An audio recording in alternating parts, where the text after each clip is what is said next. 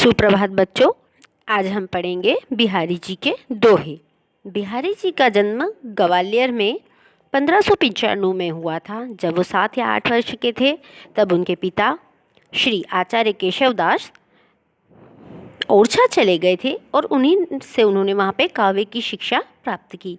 बिहारी जी रहीम के संपर्क में भी आए और उनकी अपने आयु का कुछ समय जयपुर में भी बिताया। उनका देहवासन 1663 में हुआ था। उन्होंने एक ही रचना सतसेया लिखी थी जिसमें करीब 700 दोहे संग्रहित हैं। इनकी कविता श्रृंगार रस की है, इसलिए नायक नायिका के लिए वो चेष्टा के हाव भाव रहते हैं जिनमें वो पर्याप्त मात्रा में मिलती है। बिहारी की भाषा कुछ बहुत शुद्ध ब्रज है, पर कहीं कहीं साहित्यिक भी भाषा है। इन्होंने पूर्वी प्रयोग भी किए। बुंदेलखंड में अधिक रहने के कारण बुंदेली खंडी शब्दों का प्रयोग भी इनकी रचना में हमें मिलता है। अब हम पढ़ेंगे दोहों का अर्थ। श्याम सोहत पितु पढ़े श्याम सलोने गात, मनो नीलमली से पर आतु परयो प्रभात।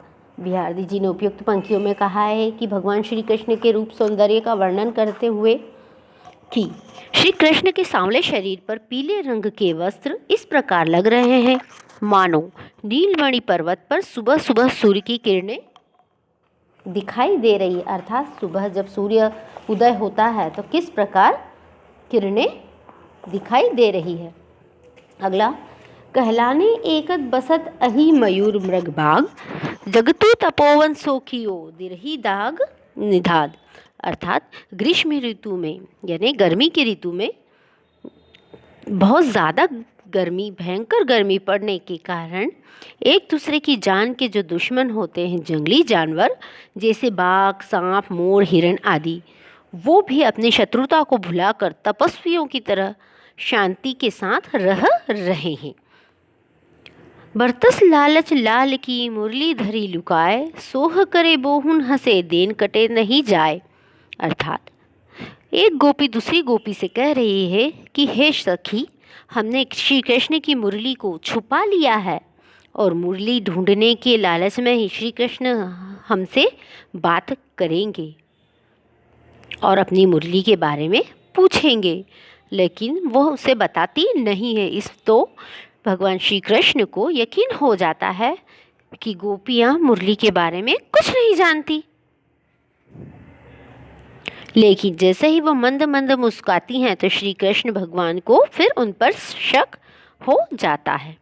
कहत नटत रिझत खीजत मिलत खिलत लजियात, भरे भुवन में करत हैं नैनन हूँ सब बात। अब यहाँ भैया जी कह रहे हैं कि नायक और नायिका आपस में इशारों में बातें कर रहे हैं और वो भी इशारे कैसे, आँखों ही आँखों में, भीड़ सभी के सामने आँखों ही आँखों के इशारों से बात कर रहे हैं। इन इशारों में नायक अपनी प्रेमिका से कुछ पूछता है लेकिन प्रेमिका उसका जवाब नहीं में देती है, अर्थात मना कर देती है, ना उत्तर देती है, जिससे वो रूठ जाता है। और जब इशारों में प्रेमिका उसे मनाती है और उन दोनों की तो आंखें मिल जाती है, नज़रें मिलती हैं, तो वो दोनों शर्मा जाते हैं। बैठी रही अति सघन बन पैठी सदन तनमा, देखी दोपहरी जेठ की छाहों चाहती छाह।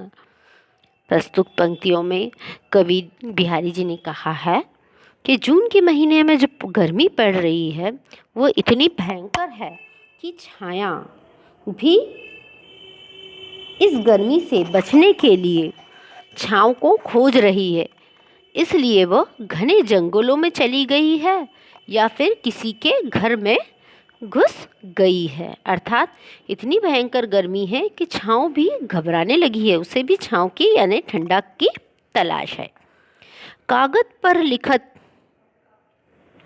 न बनत कहत सदेहूँ लजात, ककही है सबू तेरो हियो मेरे हिय की बात। यहाँ फिर नायक और नायिका के विरह का वर्णन करते हुए कवि कहते हैं कि नायिका क्या कहती है, वो अपनी पीड़ा किसी को व्यक्त नहीं कर पा रही, ना अपने प्रियतम को संदेश भेज पा रही है और शर्मा भी रही है बस इतना ही कहती है वो अपने प्रेमी को कि जिस तरह मेरा हृदय आपके लिए तड़प रहा है, उसी प्रकार आपका हृदय भी मेरे लिए तड़प रहा होगा, या आपको भी मेरी याद आ रही होगी। इसलिए आप मेरे दिल की व्यथा अपने दिल से पूछ लो, वह मेरा पूरा हाल आपको बता देगा। प्रकट भय द्विजराज कुल सुबल बरजेस बस आई, मेरे हरो कलेस सब केशव राई। यहाँ पर बिहारी जी क्या कह रहे हैं भगवान को कि हे श्री कृष्ण, आपने चंद्रवंश में जन्म लिया है और ब्रज में आकर आप बस गए, अर्थात रहने लगे, इसलिए सब आपको केशव कहकर बुलाते हैं। मेरे पिता का नाम भी केशव राय है, इसलिए आप मेरे पिता तुल्य हैं, यानी पिता समान हैं। और आप मेरे, जिस प्रकार एक पिता अपने पुत्र के सभी दुखों को हर लेता है, आप भी मेरे सारे दुखों को हर लीजिए, ऐसी विनती मैं कर रहा हूँ। जप माला छापे तिलक सरे न एको कामू, मन कांचे नाचे वृथा सोहे राचे रामू। अर्थात बिहारी जी ने धार्मिक आडंबरों का खंडन किया है और उन्होंने कहा है कि भगवान दिन भर माला जपने से या दिखावा करने से, और यदि आपका मन स्थिर नहीं है और आप ईश्वर की आराधना कर रहे हैं, तो वो पूजा नहीं कहलाती, ईश्वर की आराधना नहीं कहलाती है। सच्चा मन तो कांच की तरह कोमल होता है, आपको उसको हमेशा साफ रखना है, अर्थात सच्चे मन से ही ईश्वर की आराधना करनी चाहिए, तभी आप सच्चे भक्त कहलाएंगे, दिखावा करने से नहीं। बच्चों, बिहारी जी ने केवल एक ही ग्रंथ की रचना की है, जिसे हम बिहारी सतसई के नाम से जानते हैं, जिसमें मैंने आपको बताया था लगभग 700 दोहे हैं और सभी दोहे छोटे छोटे छंदों में विभक्त हैं। बिहारी जी गागर में सागर भरने में निपुण थे। उनकी ब्रज भाषा मानक भाषा भी कही जाती है। वह प्रेम और भक्ति के दोहे ही लिखते थे। वे श्रृंगार परक थे, अर्थात उन्होंने अपने संकलित दोहों में सभी प्रकार की छटाएं बिखेरी है। इस प्रकार आपको इन बिहारी जी के दोहे के बारे में आपको पढ़ना है और जो मैंने अर्थ समझाए हैं इनको भी अच्छे से समझना है।